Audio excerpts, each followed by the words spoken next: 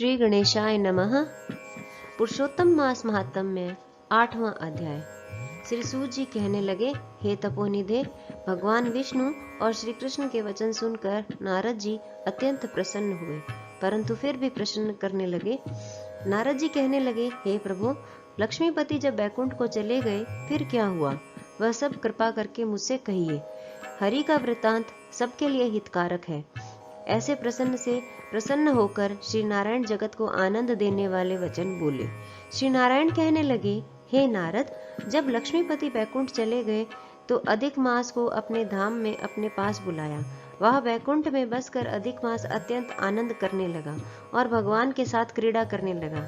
श्री कृष्ण ने मन से प्रसन्न होकर मल मास को 12 मासों में श्रेष्ठ कर दिया और सबका प्रिय बना दिया। इस प्रकार भक्त वत्सल भगवान युधिष्ठिर और द्रौपदी को कृपा से देखते हुए अर्जुन से बोले, हे राज सिंह, दुख में डूबे होने के कारण तुमने तपोवन में आए पुरुषोत्तम का आदर नहीं किया और वृंदावन चंद्र का प्रिय मास आपके वन में रहने से अनजाने से चला गया। दुखित मन वाले भीष्म द्रोण भी नहीं जान पाए और भय के द्वेष से तुमने नहीं जाना। वेद व्यास जी से प्राप्त विद्या आराधना में लगे रहे। भयंकर युद्धशाली अर्जुन इंद्रप्रस्थ गए और उसके दुख से दुखित आप लोगों ने नहीं जाना। अतः अब क्या करना चाहिए? मनुष्य को प्रारब्ध भोग अवश्य भोगना पड़ता है। मनुष्य प्रारंभ से ही सुख, दुख, भय और आनंद को प्राप्त होता है। अतः सदा भाग्य पर ही भरोसा रखें। हे महाराज, अब आपके दुख का दूसरा कारण कहता हूँ। इतिहास पूर्वक इस कथा को अच्छी तरह श्रवण करो। कृष्ण कहने लगे, यह द्रौपदी पूर्व जन्म में महाभाग्यशाली ब्राह्मण की पुत्री थी। कुछ काल व्यतीत होने पर 12 वर्ष की हो गई।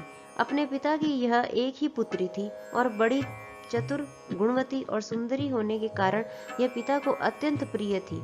यह पड़ोसन सखियों को सुख देखकर पुत्र पौत्र की इच्छा करने लगी और विचारने लगी कि ऐसे मेरे भी अच्छे गुण और भाग्य वाले भर्ता और सुख देने वाले श्रेष्ठ पुत्र किस तरह उत्पन्न हो, परंतु प्रारब्ध ने तो पहले ही नाश कर दिया। क्या करूं? क्या किसी मुनि के पास जाऊं या किसी तीर्थ में जाकर वहां पर रहूं? मेरा भाग्य कैसे सो गया है कि कोई भर्ता मेरी इच्छा नहीं करता है। बड़े आश्चर्य की बात है कि मेरे भाग्य से मेरा पंडित पिता भी मूढ़ हो गया है। विवाह काल प्राप्त होने पर भी मुझे अच्छे वर को नहीं सौंपता। पति के दुख की पीड़ा तथा कुमारी में स्वामी का सुख जैसा मेरी सखियां जानती हैं, मैं नहीं जानती।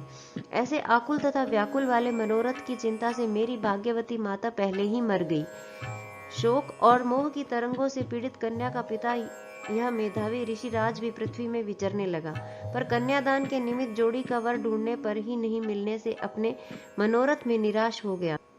पुत्री के और उसके अपने दुर्भाग्य से उसको दारुण तीव्र ज्वर हो गया।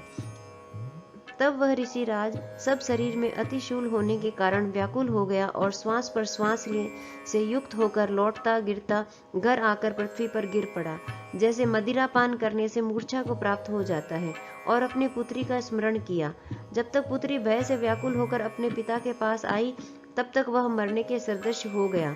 देवयोग से अकस्मात कांपता हुआ और कन्यादान के प्रसंग से उठे हुए महोत्सव से रहित और पूर्व काल के लिए गृहस्थी धर्मों से रहित होकर संसार की वासना को छोड़कर हरि में मन को लगाता वह मेधावी ऋषिराज श्री हरि पुरुषोत्तम को स्मरण करने लगा।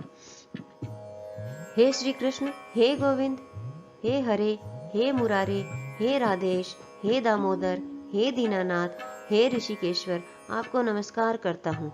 आप मेरी इस संसार रूपी समुद्र से रक्षा करिए। इस प्रकार मुनि के वचन सुनकर बहुत जल्दी भगवान के पार्षद मरे हुए मुनि के जीवात्मा को लेकर भगवान के बैकुंठ धाम को चले गए और वह पुत्री पिता का मरण सुनकर हाय हाय कर रोती और पिता की देह को गोदी में लेकर विलाप करने लगी। अत्यंत दुखी होकर दारुण विलाप करती हुई मानो उसका पिता जीवित हो, अत्यंत व्याकुल होकर कहने लगी, हाय पिता, मुझको किसके सहारे छोड़कर विष्णु लोक में चले गए।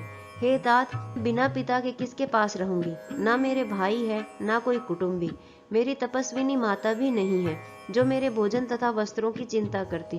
अब इस दिशा में मैं भी मर जाऊंगी, जीने से अब क्या काम है।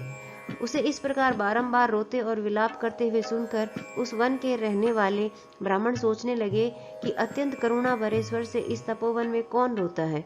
फिर तपस्वी मेधावी ऋषि की पुत्री का रोना निश्चय करके वहां पहुंचे और वहां पुत्री की गोद में मरे हुए मुनि को देखकर वन में रहने वाले ऋषि मुनि भी रोने लगे और पुत्री की गोद से मेधावी ऋषि की लाश को लेकर शमशान घाट में ले जाकर अंत्येष्टि विधि से चारों तरफ काष्ठ लगाकर जला दिया और कन्या को समझाकर सब अपने अपने घरों को चले गए। और कन्या ने धैर्य धारण कर यथाशक्ति खर्च करके अपने पिता की और्ध्वदेही क्रिया की। इसी प्रकार पुरुषोत्तम मास महात्म्य का 8वां अध्याय पूरा हुआ। ओम नमो भगवते वासुदेवाय नमः।